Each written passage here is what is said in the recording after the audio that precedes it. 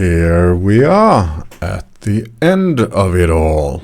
This is the last lecture in looking at development with Flutter.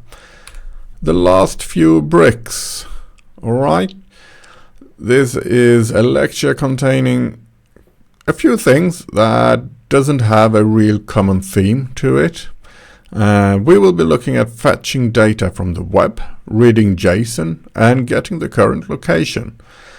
And it so happens that this is kind of similar to stuff that you will need in order to do the last of the assignments, the project. So therefore, we give you this so that you can get up and running. Right. So we'll start off with fetching data.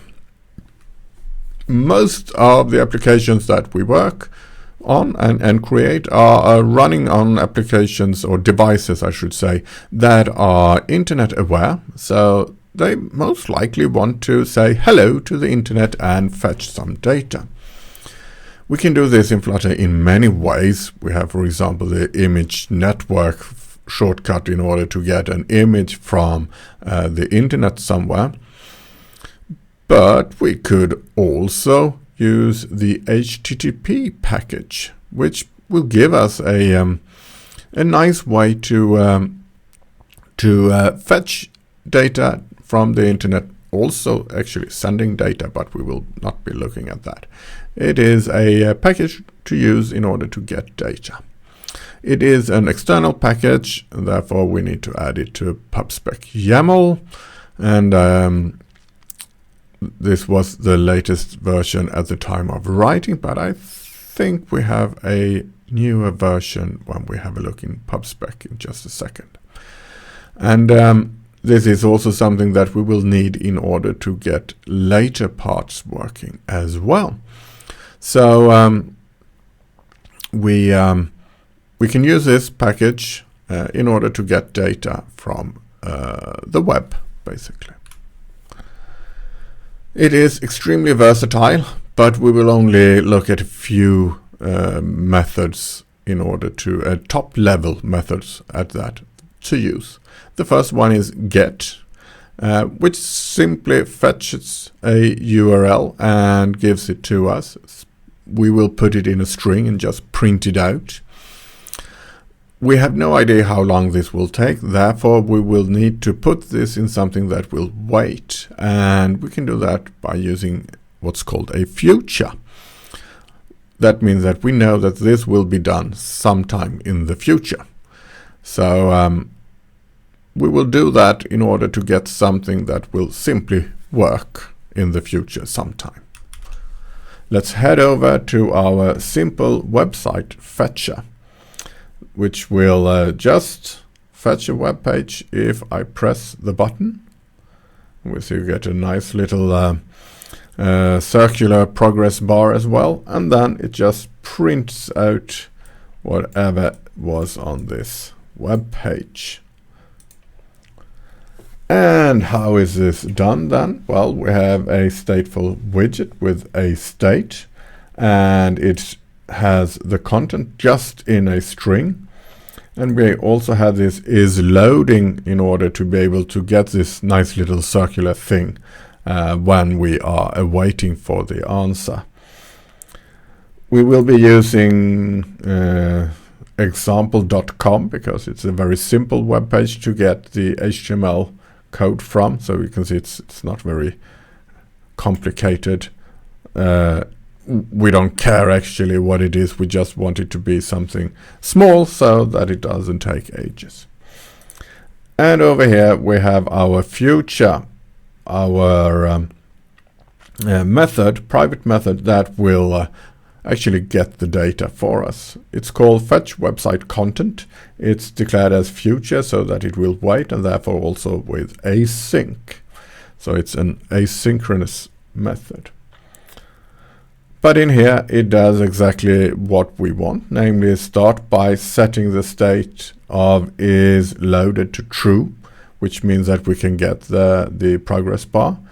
Then it will try this this is the call that we will be waiting for, an HTTP GET URI, and we will pass this website URL. And whenever that is done, it will continue and it will set the state for the website content. The website content, which is just a string. It will catch an error if we have something that's not working, and it will just print that out. And when that's done, it will change the state of is loading to false. So pretty simple stuff, or at least straightforward stuff, I should say. So in the building of this web page, this Flutter screen, I should say, we have an elevated button which on pressed checks whether is loading is true or not. Well, if it is or null. If it is null, we can fetch the website content.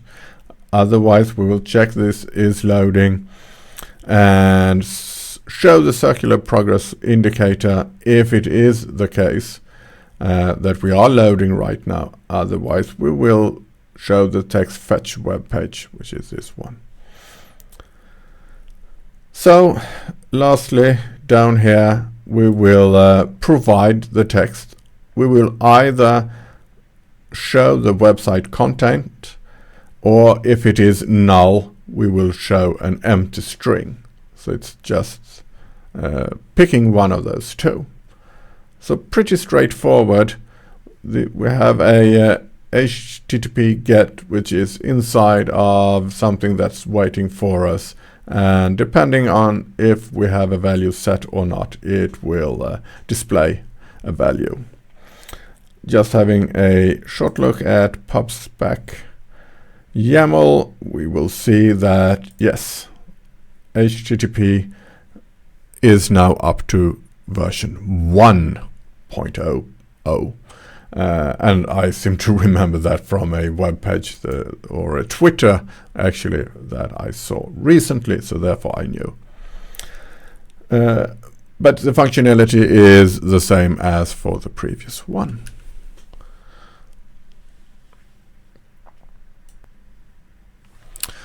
Other features of this package then, well, there's quite a lot we can do. We can have this HTTP client instead, which will keep the connection a little bit more for us. And it's also possible to get more fine-grained calls, to get posts and gets and so on, and getting into the nitty-gritty stuff of the HTTP call in order to do exactly what we want and getting metadata from the web page. And if we need to do a lot of retries when it comes to calling, we can use the retry client. And this package is supported for all platforms. All right, that's great, but let's move on to JSON, which will be using this HTTP package, which is one of the reasons why we wanted to have a look at it first. JSON, you say. What's that? Well, it's a JavaScript object notation, and it is a common way to distribute data on the web, and it is kind of human readable, but it is a text format.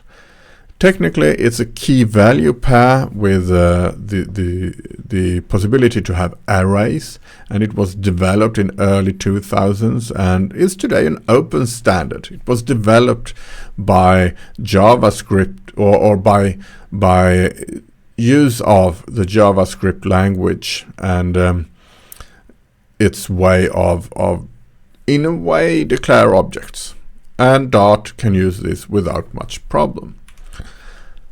And I say without much problem because there is a library, a core library called convert, which is used to convert between different formats, where JSON is one, but we also have UTF-8, ASCII, HTML markers, and much more. With this library, we can encode and decode JSON to and from strings. And then also to this map or list or whatever it is we want to make it. But as JSON in its essence is a text format, it's quite easy to work with. As I said, the HTTP package is going to be reused, and that's because it's easiest to get the JSON files from the web, and that's probably where you will find them when you are looking for them. And in this first example, we will just have a look at them. So we'll fetch it and we will display it using a method that we call fetch JSON data, which is again async, as we don't know how long this will take. But let's have a look. And as I said, this first example will be quite simple. We will just have a button over here where we can fetch JSON data, and after a little while it will pop up like this, and it's from this web page JSON placeholder typicode.com to-dos, and it's number 1, so it's just gibberish, but it's something to work with. It's a place to get some JSON data just to work with. Alright, the interesting part is in this JSON fetcher page state. To begin with, we have the fetched data, which is a string where we place the information just as a string to begin with. We have the URL to exactly where we want to fetch the data, so we'll do it from the to-dos. There are other examples of what you can fetch if you have a look at the web page. And then we get a response by awaiting a HTTP GET call to this URL. And we see that all of this is in our private method called fetch JSON data. If the response code, status code is 200, which is HTTP speak for everything is okay, then we set fetch data to whatever we get. We use JSON decode response body to string, which basically means look at the body, make it a string, and use JSON decoding in order to get something out of it. And as I said, we have .convert over there, which makes it possible for us to read the data. The rest of the application isn't that very much fun. We have an elevator button which calls fetch JSON data, and we have a text over here which will display the fetched data if it's not null, like this. But that's all that there is to it right now. But we want to do more. As we said, it is an object notation, meaning that we could store this as values in an object instead of just having it as a string. And that's exactly what we're going to do. We're going to create a class that will hold to-do items, and we will use a factory constructor in order to map the values from a JSON object into this Dart object. It's of type map string dynamic, which basically is what we will get from Dart. And in this way, it's much easier for us to handle the information that we get and also make it type safe. And here we have the application where we are able to enter a to-do number instead of just getting the first one that we wanted, or specifically said. So we are able here to say, for example, 42. I don't know if there's that many. Let's have a look. It crashed and died because there weren't that many.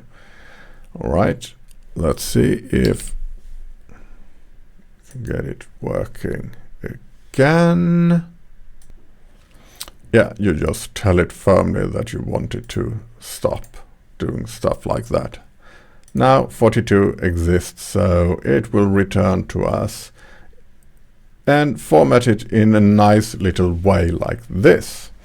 In order to do this, we first start off actually by creating this todo.class, where we have an ID, user ID, a title, and whether it was completed or not, which are the things that are actually stored in JSON format for this specific example. And we create a constructor which takes all of this and sets these values.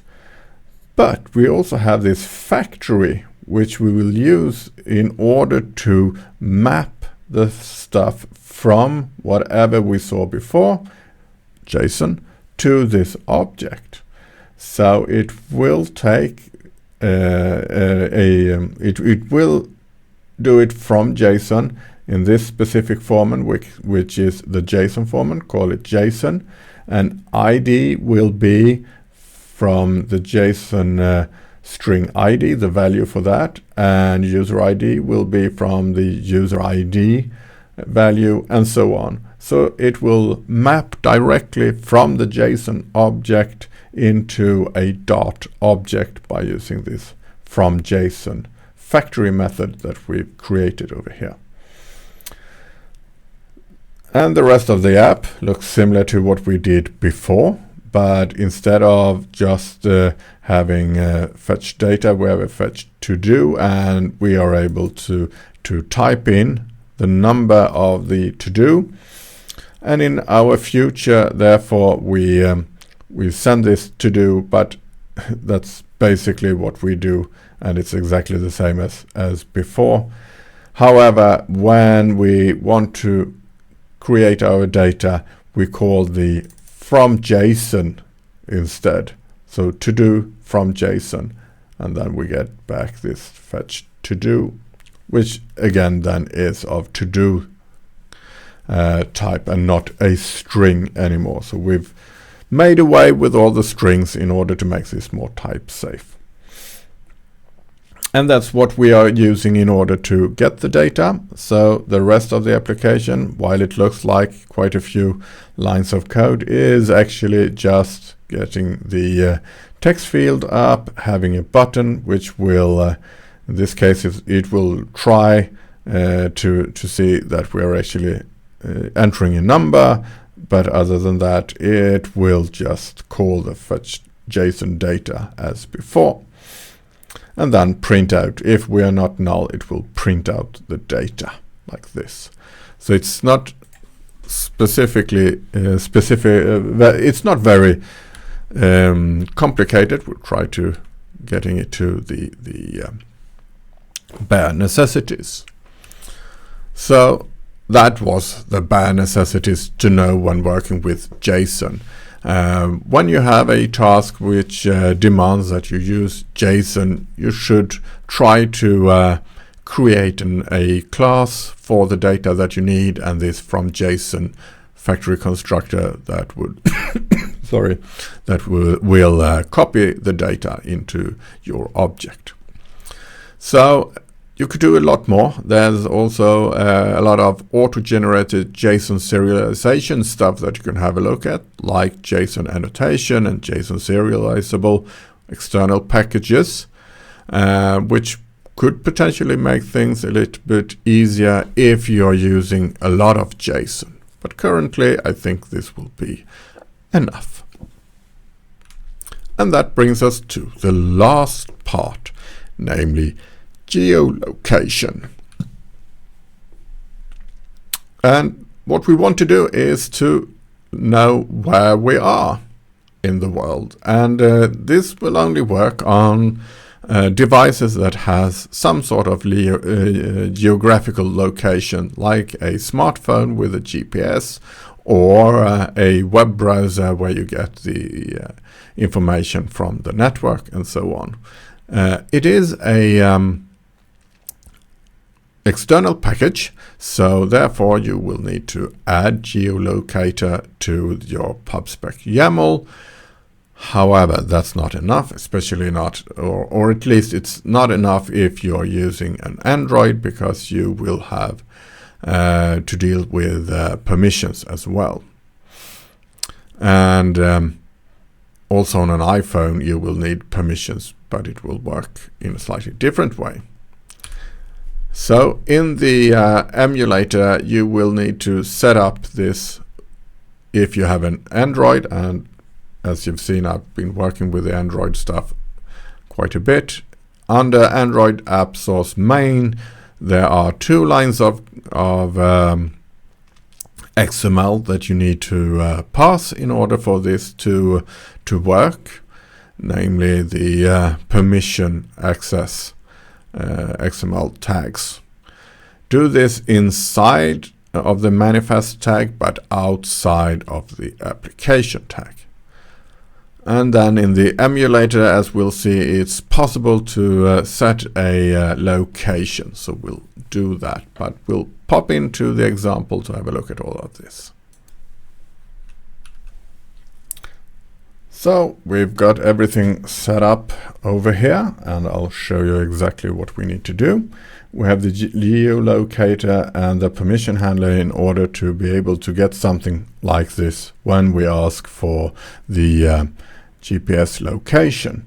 And in order to get that, at least on Android, we need to go to the Android manifest.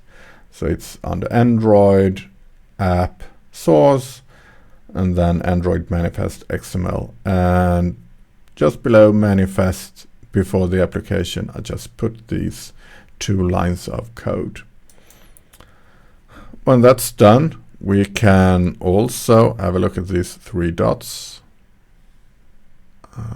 Let's see where, oh, it looks ugly, but over here we can search for Växjö, like that. Let's see if we can move in a bit closer. That's not where I am. I'm somewhere over here. Set this location LNU like this. Okay. And that's where we are right now then, approximately. Can close this. And while we use the application, we will allow, and it's now fetching the location. And here we've got it. I'd like to say that it looks all right, but I have no idea where I am. If we have a look, and it's very, very difficult to see, but yeah, it's at least the same location as we've set in the map. All right, so how does all of this work then? Well, we have a location finder class which has a state and location message, which is this. And since we don't do anything else, we don't have any buttons or anything like that, what we do is to, inside of the init state, just call get current location. And get current location is this future and async method that we use in order to get the location. And it's future and async, as we don't know how long it will take, and you saw that it took a little while now that everything is running. And it starts off by asking for the permission, so we will have to ask for location permission. That was what we saw at first when we started the program. And if it is granted, we can get the